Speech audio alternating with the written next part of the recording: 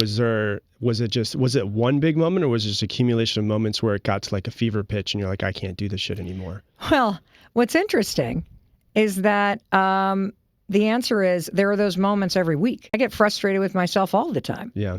And I'm not the kind of person that is really wired to change because I'm so inspired to do something. I am so stubborn or stuck or whatever word you want to use that the thing that I've noticed about all the pivot points in my life is there is a level of internal friction and frustration that I start to feel where I just get sick of myself or I get like frustrated with where I am. And the inaction that is keeping me stuck. Like I'll be thinking about something and thinking about wanting to do something or thinking about changing something, and I'll think about it and the friction builds because the more that you think about what you want to do in any aspect of your life or your career or your relationships, and you just think, you will start to feel this self-imposed tension. Yeah. Because you're not doing anything to move the ball forward. And those are the moments that always cause big change in my life. And so we were talking about right before we started of how you used to be a lawyer. Yes. You got hired with CNN because you were covering a case. Yep. How did you get into doing what you do now? Was there a moment where you're like, actually, I don't want to do this anymore, but what actually makes me feel the most alive is teaching people all of the stuff that I'm going through, what's helped me get better, what's helped me improve? Did you discover that path? And the reason why I asked, because for me, we were talking about how I used to work with Cutco and then I was in sales.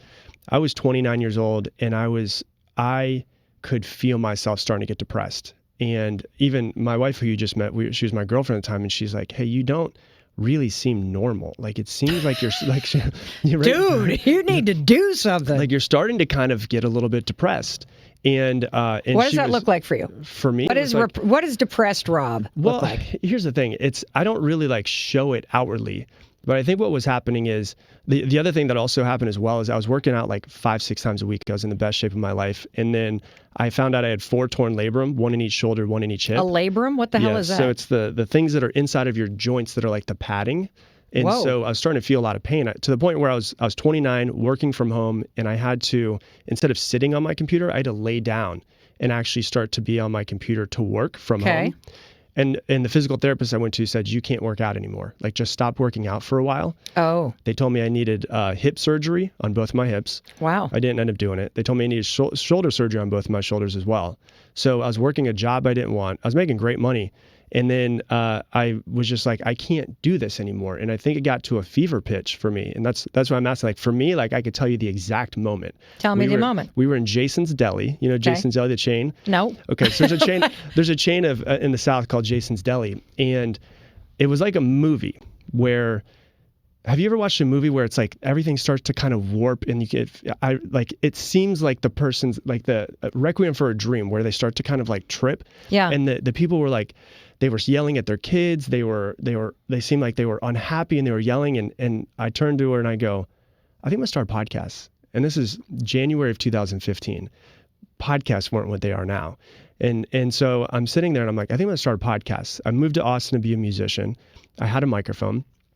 And I was like, I'll just start talking into it and just see what happens. And I felt obligated to teach. And what I had come to realize was that I was on this life path and I was looking at everybody who was further along than me, 5-10 years ahead of me.